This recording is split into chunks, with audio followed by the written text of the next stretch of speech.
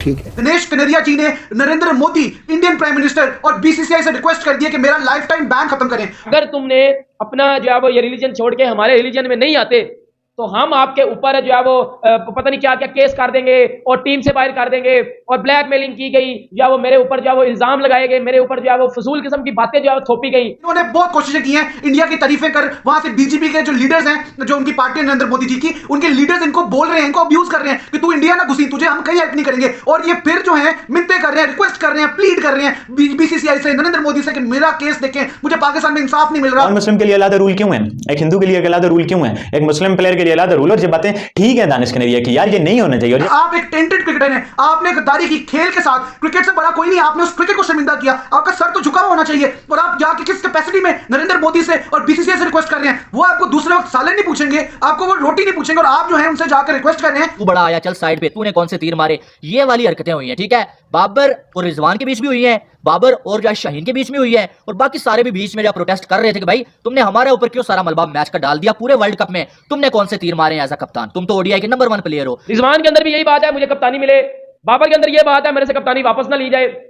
तो भाई जब आप ये चीजें करोगे तो तब आप तो फंसे जाओगे। बाबर आजम एक या दो खिलाड़ी हैं टीम में जिनको अपना दोस्त मानते हैं, और बाबर समझता है कि यार ये मेरे खिलाफ कोई साजिश नहीं कर सकते। बाकी सारे के सारे खिलाड़ी जो है उन पे बाबर आजम को एतमाद ही नहीं है, बाबर उनको अपना दुश्मन समझता है, यकीन माने। दानिश कनेरिया ने जो है वो एक इंटरव्यू में बोलते हुए ये बोला है कि जो है वो शाहिद अफरीदी और बाकी भी जो उस टाइम के कप्तान थे, मुझे ये तक कह दिया गया था कि अगर तुमने अपना जो है वो ये रिलीजन छोड़ के हमारे रिलीजन में नहीं आते तो हम आपके ऊपर जो है वो पता नहीं क्या क्या केस कर देंगे और टीम से बाहर कर देंगे और ब्लैकमेलिंग की गई, जो है वो मेरे ऊपर जो है वो इल्जाम लगाए गए, मेरे ऊपर जो है वो फजूल किस्म की बातें जो है थोपी गई और मुझे बड़ा हर्ट करने की कोशिश की गई। लेकिन दानिश कनेरिया ने बोला कि मेरा एक ही था कि मैंने मेरे ऊपर ये जितने मर्जी अटैक कर लें, जितना मर्जी कुछ कर लें, लेकिन मैं जिस रिलीजन में हूं उसी रिलीजन में रहूंगा। देखे किसी बंदे को जबरदस्ती नहीं आप कर सकते कि अपना रिलीजन छोड़ के हमारे रिलीजन में आ जा। ये बात मैंने आपसे पहले भी की थी कि किसी की इज्जत करोगे तो अगला आपकी इज्जत करेगा। मतलब मैं अगर किसी के रिलीजन की रिस्पेक्ट करूंगा ना तो अगला मेरे रिलीजन की रिस्पेक्ट करेगा। बाकी सारे मामलात ऊपर वाले गए भाई।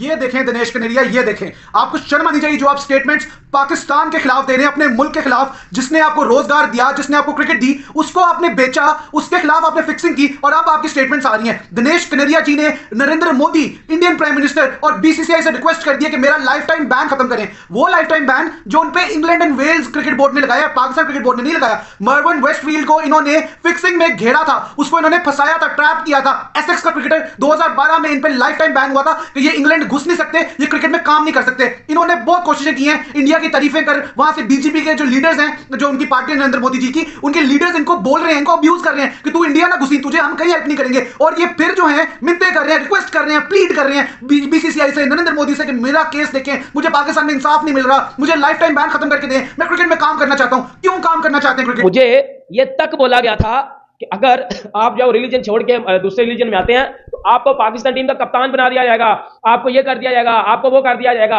और उस टाइम शायद अफरीदी ने ये सारी चीजें की थी, और भी टीम के जो बाकी सीनियर्स थे उन्होंने मेरे ऊपर मुझे ये तक बोला जाता था कि इसके साथ बैठ के खाना नहीं खाना, इसके साथ बैठ के खाना तक नहीं खाना भाई। ये तक बातें हुई हैं, और अगला झूठ तो नहीं ना मार रहा, अगला सच बोल रहा है। मतलब जो टीम मैन थे जिसमें शुएब अख्तर भी थे, सबने ये बातें की कि ये हिंदू है, इसके साथ बैठ के खाना नहीं खाना, इसको लहदा खाना दो, इसके साथ बातचीत नहीं करनी, इसको लहदा रखो।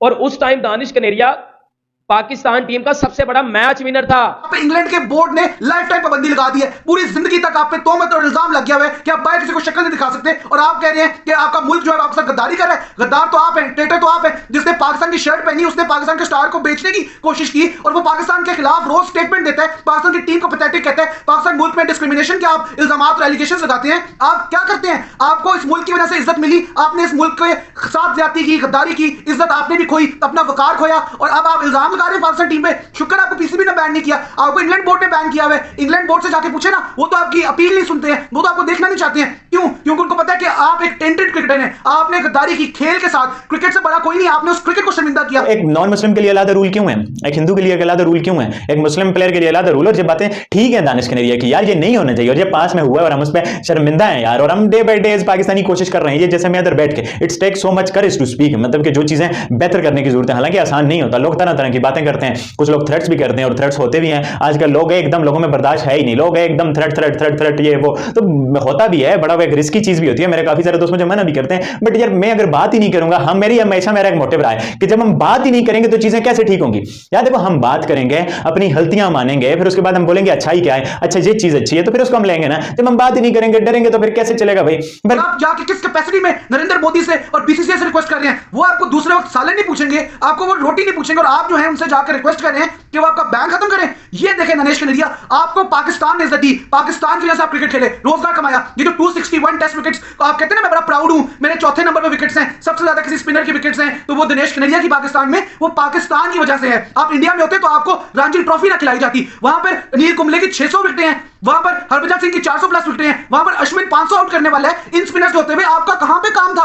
261 विकेट्स आपने पाकिस्तान में रहकर खेली हैं, क्योंकि यहां पर आपको इज्जत मिली है। आपको तो शायद वहां पर डिपार्टमेंट क्रिकेट या एसोसिएशन या स्टेट क्रिकेट ना खिलाई जाती। इंडिया में आप होते तो बातें आप कैसे कर रहे हैं? कप्तानी में हटाने के लिए ग्रुपिंग हुई थी, जिसमें अफरीदी भी शामिल थे, जिसमें बाकी भी 4-5 उमर अकमल वगैरह सारे शामिल थे, ठीक है।